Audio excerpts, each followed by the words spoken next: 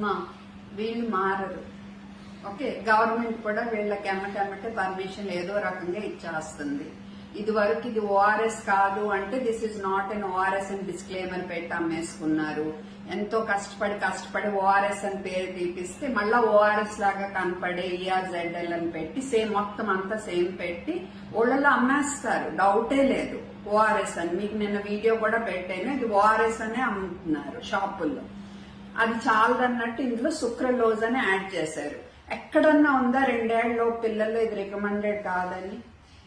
Artificial sweetener, అది కూడా మనం కూడా పెద్దాళ్ళకి కానీ పిల్లలకు కానీ రోజు ఇది డైలీ హైడ్రేషన్ గా సుక్రలోజ్ ఆర్టిఫిషియల్ స్వీటనర్ మనకే తెలియకుండా మనం తాగే అంత దౌర్భాగ్య స్థితిలో మనం లేము.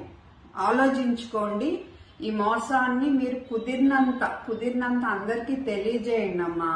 ఇది మీరు అలాగా పిల్లలకి వాళ్ళకి ఓఆర్ఎస్ అనుకుని మట్టు, కనీసం ఓఆర్ఎస్ అనుకుని మట్టుకుని ఇవ్వద్దు ప్లీజ్.